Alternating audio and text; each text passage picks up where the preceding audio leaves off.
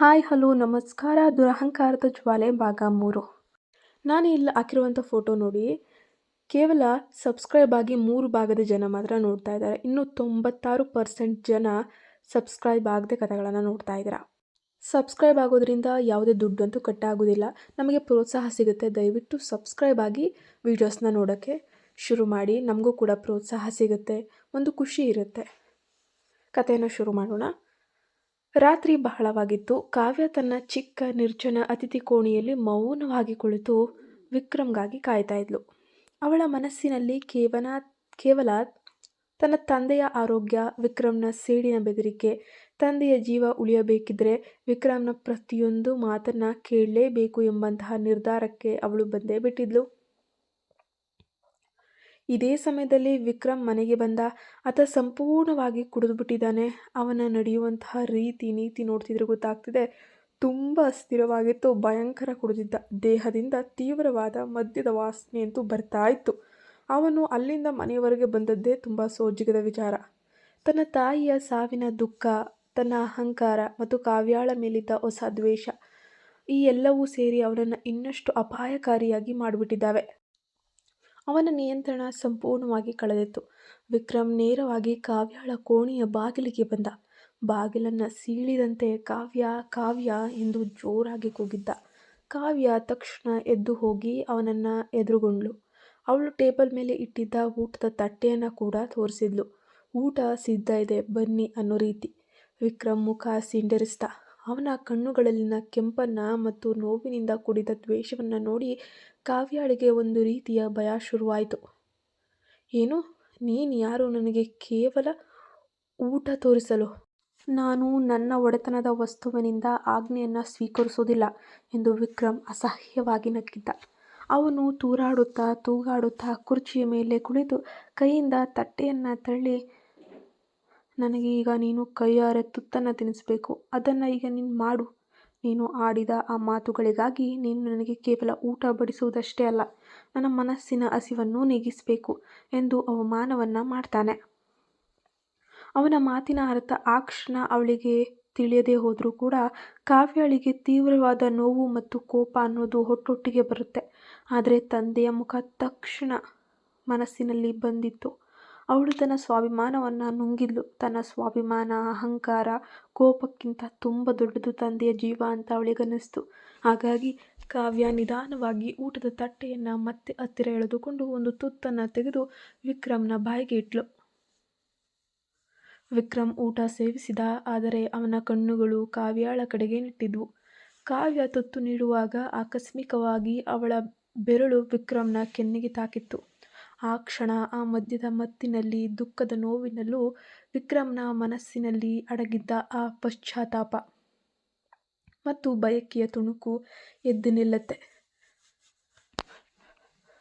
ಆತ ತಕ್ಷಣ ಕಾವ್ಯಾಳ ಕೈಯನ್ನು ಗಟ್ಟಿಯಾಗಿ ಹಿಡಿದು ಆಕೆಯ ಕೆನ್ನೆಯನ್ನು ಮತ್ತೊಮ್ಮೆ ಅತಿ ಸೌಮ್ಯವಾಗಿ ಸ್ಪರ್ಶಿಸಿದ್ದ. ಆ ಸ್ಪರ್ಶದಲ್ಲಿ ಅವನ ಒಡೆತನ ಇರಲಿಲ್ಲ, ಕೇವಲ ಒಂದು ಹತಾಶೆಯ ಆಕರ್ಷಣೆ ಅನ್ನೋದು ಇತ್ತು. ಕಾವ್ಯ ಒಂದು ಕ್ಷಣ ಗೊಂದಲಕ್ಕೊಳಗಾದ್ಲು. ಇವನು ನನ್ನ ಪ್ರೀತಿಸ್ತಾ ಇದ್ದಾನಾ ಎಂದು ಪ್ರಶ್ನಿಸಿಕೊಂಡ್ಳು. ಆದರೆ ಆ ಪ್ರಶ್ನೆಗೆ ಉತ್ತರ ಸಿಗುವ ಮೊದಲೇ ಅವಳಿಗೆ ಅವನಿಂದಲೇ ಉತ್ತರ ಸಿಕ್ತು. ವಿಕ್ರಮ್ ಕಾವ್ಯಾಳ ಕೈಯನ್ನು ಬಲವಾಗಿ ಹಿಡಿದ. ಅವಳಿಗೆ ತುಂಬ ನೋವಾಗ್ತಿತ್ತು. ಅದನ್ನು ಬಿಗಿಯಾಗಿ ಹಿಡಿದು ಎಸ್ತು ಮತ್ತೆ ತನ್ನ ಹಳೆಯ ಕಟು ಧ್ವನಿಗೆ ಮರಳಿ ಬರ್ತಾನೆ.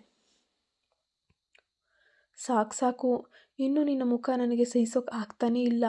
ವಿಕ್ರಮ್ ಸಂಪೂರ್ಣವಾಗಿ ಕುಸಿದು ಹೋಗುವ ಸ್ಥಿತಿಯಲ್ಲಿದ್ದ. ಕಾವ್ಯ ಆತ ಇಲ್ಲಿಯೇ ಮಲಗಿ ಬೆಳಗ್ಗೆ ಗಲಾಟೆ ಮಾಡುವುದಕ್ಕಿಂತ ತನ್ನ ದೊಡ್ಡ ಕೋಣೆಗೆ ಕರೆದುಕೊಂಡು ಹೋಗುವುದು ಉತ್ತಮ ಅಂತ ಹೇಳಿ ನಿರ್ಧರಿಸಿದ್ಲು.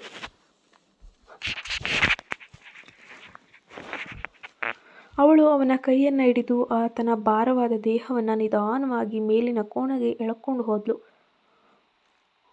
ಕೋಣೆಗೆ ತಲುಪಿದ ಮೇಲೆ ಕಾವ್ಯ ಆತನ ಕೋಟ್, ಶೂಗಳನ್ನು ತೆಗೆದು ಟೈ ಸಡಿಲಗೊಳಿಸಿದ್ಲು.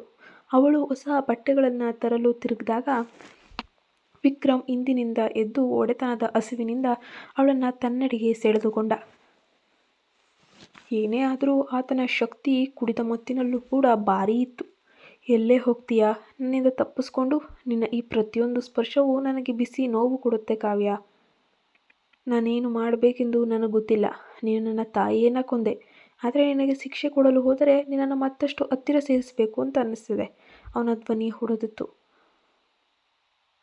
ಆ ಅಪ್ಪುಗೆ ಹೊರಗಿನವರಿಗೆ ಗಂಡನ ಪ್ರೀತಿಯ ಹತಾಶೆಯಂತೆ ಕಾಣ್ತಿತ್ತು. ಆದರೆ ಕಾವ್ಯಳಿಗೆ ಆತನ ಹಿಡಿತದಲ್ಲಿ ಒಂದು ಸಂಕೋಲೆಯ ಭಾರವೇ ಇತ್ತು. ಆತನ ಬಿಸಿ ಉಸಿರು ಆಕೆಯ ಕತ್ತಿನ ಮೇಲೆ ಬಿತ್ತು. ವಿಕ್ರಮ್ನ ತುಟಿಗಳು ಅವಳ ಕಡೆಗೆ ಬಂದಾಗ ಆಕೆಯ ಕಣ್ಣುಗಳನ್ನು ಗಟ್ಟಿಯಾಗಿಯೇ ಮುಚ್ಚಿಕೊಂಡಿದ್ಲು.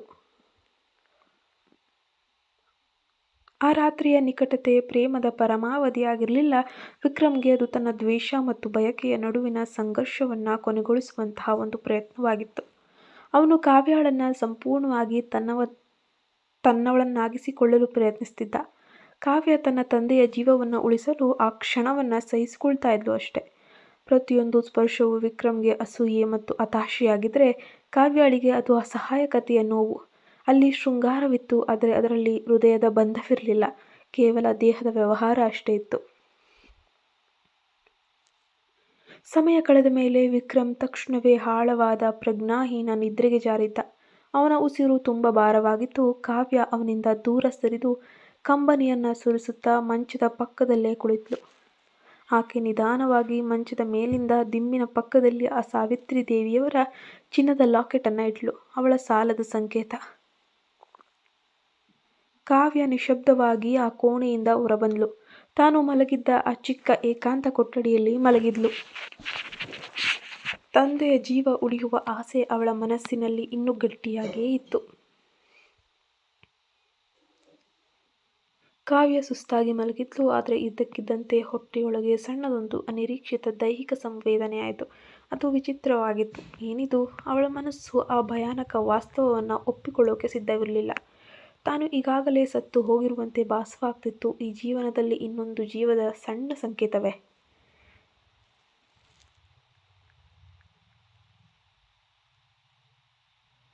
ವಿಕ್ರಮ್ ಕುಡಿದ ಮತ್ತಿನಲ್ಲಿ ಮೇನಿಲ್ಲ ಮಹಡಿಗೆ ಹೋಗಿ ಕೋಣೆಯಲ್ಲಿ ಮಲಗಿದ ಮೇಲೆ ಕಾವ್ಯ ತನ್ನ ಚಿಕ್ಕ ನಿರ್ಜನ ಕೊಠಡಿಗೆ ಮರಳಿದ್ದಾಳೆ. ಆ ಕೋಣೆ ಮೌನ, ತಣ್ಣನೆಯ ಏಕಾಂತ, ಮದುವೆಗೂ ಮುನ್ನ ಅವಳು ಕಟ್ಟಿಕೊಂಡಿದ್ದ ಕನಸುಗಳು, ಈಗ ಆಕೆ ಬದುಕುತ್ತಿದ್ದ ವಾಸ್ತವಕ್ಕೂ ಭೂಮಿಯಿಂದ ಆಕಾಶಕ್ಕೆ ಇದ್ದಷ್ಟು ವ್ಯತ್ಯಾಸವಿತ್ತು. ಕಾವ್ಯ ರಾತ್ರಿಯೆಲ್ಲ ನಿದ್ರೆ ಮಾಡಿರಲಿಲ್ಲ. ದೈಹಿಕವಾಗಿ ಆಯಾಸಗೊಂಡಿದ್ಲು. ಮನಸ್ಸಿನೊಳಗೆ ಅಳಲು ಕೂಡ ಶಕ್ತಿ ಇಲ್ಲದಷ್ಟು ನಿಶ್ಚಲವಾಗಿದ್ಲು. ಅವಳಲ್ಲಿ ಉಳಿದಿದ್ದ ಒಂದೇ ಒಂದು ಭಾವನೆ ಎಂದರೆ ತನ್ನ ತಂದೆಯನ್ನು ಹೇಗಾದರೂ ಬದುಕಿಸಿಕೊಳ್ಬೇಕು ಎನ್ನುವ ಹಠ ಮಾತ್ರ. ತನ್ನ ತಂದೆಯ ಜೀವ ಉಳಿಯಬೇಕಿದ್ರೆ ವಿಕ್ರಮ್ ತನ್ನನ್ನು ಯಾವ ಸ್ಥಾನದಲ್ಲಿ ಯಾವ ರೀತಿ ನೋಡಿದರೂ ಸುಮ್ಮನಿರಬೇಕು ಎಂದು ಅವಳು ಕೊನೆಗೂ ತೀರ್ಮಾನಿಸಿ ಆಗಿತ್ತು. ಅವಳು ಮಂಚದ ಒಂದು ಮೂಲೆಯಲ್ಲಿ ಕುಳಿತು ಹತ್ತಿರದಲ್ಲೇ ಟೇಬಲ್ ಮೇಲೆ ಇಟ್ಟಿದ್ದ ವಿಕ್ರಮ್ನ ಊಟದ ತಟ್ಟೆಯನ್ನು ನೋಡ್ತಾ ಇದ್ಲು. ಆ ಊಟದ ತಟ್ಟೆ ಕೇವಲ ಆಹಾರ ಆಗಿರಲಿಲ್ಲ, ಅದು ಕಾವ್ಯ ಮತ್ತು ಮನೆಯಲ್ಲಿ ವಿಕ್ರಮ್ಗೆ ನೀಡಲೇಬೇಕಾದ ಸೇಡಿನ ಋಣದ ಪ್ರತೀಕವಾಗಿತ್ತು.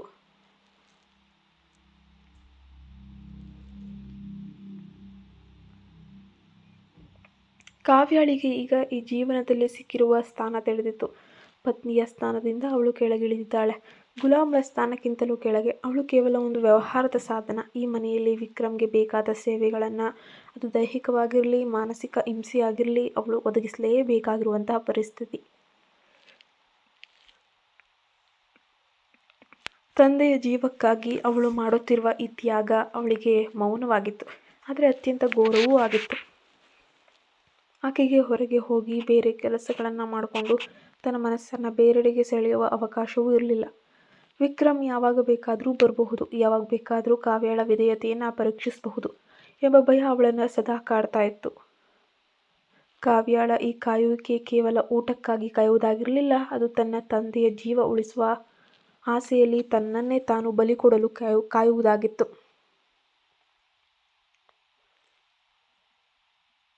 ಈ ನಿರ್ಜನ ಕೋಣೆ, ಊಟದ ತಟ್ಟೆ, ಆಕೆ ನೋವು ಎಲ್ಲವೂ ಸೇರಿ ಕಾವ್ಯಾಳ ಅಸಹಾಯಕತೆಯನ್ನು ಇನ್ನಷ್ಟು ಹೆಚ್ಚಿಸಿತು. ಅವಳು ನಿಧಾನವಾಗಿ ಕಣ್ಣನ್ನು ಮುಚ್ಚಿಕೊಂಡ್ಳು. ಆ ಕಣ್ಣು ಮುಂದೆ ಕಂಡದ್ದು ಹಾಸಿಗೆ ಹಿಡಿದಿದ್ದ ತಂದೆಯ ಮುಖ, ವಿಕ್ರಮ್ನ ಕ್ರೂರ ನಗು ಮಾತ್ರ.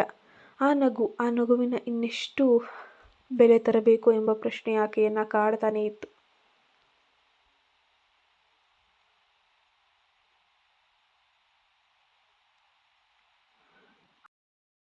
ಅವಳು ಹಾಗೆ ಮಂಚದ ಮೇಲೆ ಮಲಗಿ ಈ ದುರಂತದ ರಾತ್ರಿಯನ್ನು ಮರೆಯಲು ಪ್ರಯತ್ನಿಸುತ್ತಿದ್ದಾಗ ಇದ್ದಕ್ಕಿದ್ದಂತೆ ಹೊಟ್ಟೆಯೊಳಗೆ ಸಣ್ಣದೊಂದು ಅನಿರೀಕ್ಷಿತವಾದ ಸಂವೇದನೆ ಆಯಿತು.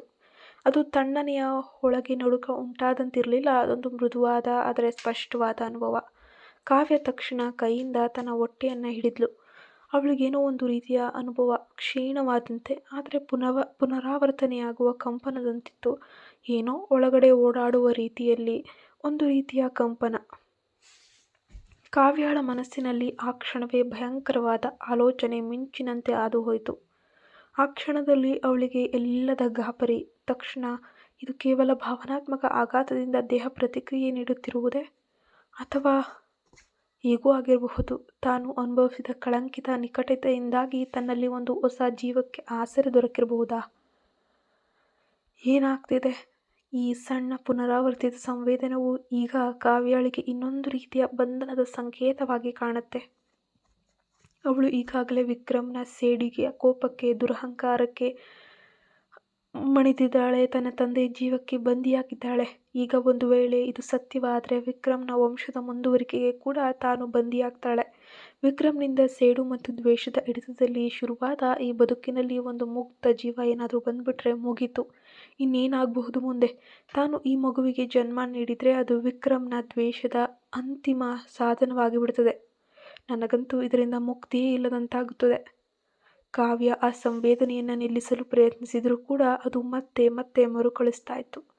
ಕಣ್ಣುಗಳನ್ನು